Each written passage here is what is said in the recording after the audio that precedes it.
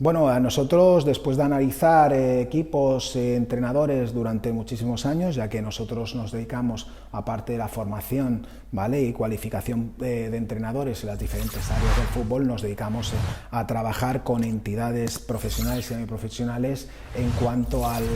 análisis de jugadores, análisis de equipos y, evidentemente, a implantación metodológica en esos clubes de fútbol. Bueno, estamos viendo en categorías de fútbol base y en entrenadores que ya llevan cierto tiempo, incluso que están dando cierto rendimiento en categorías de nivel bueno, en fútbol base, es que hay demasiada obsesión en montar la tarea, en preparar la tarea. Y aquí lo más importante es saber cuál es la situación que va a pasar en el partido, la que más se puede dar, y a partir de ahí analizar esa situación para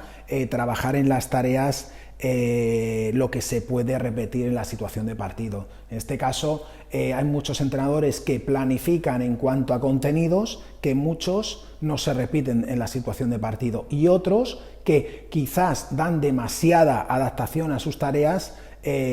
sobre el partido de competición. ¿Qué pasa? Las dos cosas son malas. ¿Por qué? Porque en el fútbol pasan otras cosas y también tenemos que trabajar situaciones en las que en cada posición, ¿vale?, los jugadores deben saber primero qué es lo que deben de hacer. Y aquí creo que hay un error muy genérico en los entrenadores. Trabajamos situaciones globales, trabajamos situaciones de modelo de juego, planificamos tareas sobre esos modelos de juego, pero evidentemente no trabajamos que un jugador domine los fundamentos individuales de su posición, ¿no? Es decir, el señor lateral derecho que tenemos domina, ¿vale?, los aspectos más importantes que debe realizar un lateral derecho. Pues esta debería ser la primera pregunta, para a partir de ahí, una vez los domine, trabajar más situaciones colectivas. Bien, la cuestión es sencilla. Pocas veces un jugador va a poder hacer cosas cuando no sabe la base de su propia posición, y a partir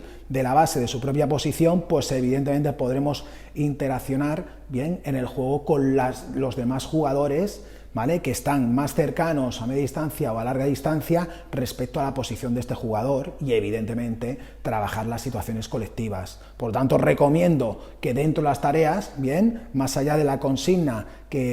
¿vale?, y del objetivo que queremos trabajar, pues que también se pueda trabajar algún aspecto individual que a lo mejor pues podemos marcar de forma diferenciadora a ese jugador sobre el que queremos que se trabajen determinados fundamentos individuales. Bien, por lo tanto, el criterio no debería ser trabajar solo colectivamente, bien, sino deberíamos llegar a un equilibrio entre lo que sabemos que puede pasar en el partido de fútbol, más que nada porque lo hemos analizado y porque hemos visto partidos anteriores, ¿vale?, adaptar las tareas, bien,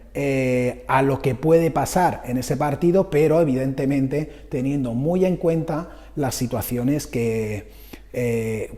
cada jugador domine lo que tiene que hacer en su posición, y si no tiene nivel para dominar esas situaciones, pues evidentemente escoger las 3, 4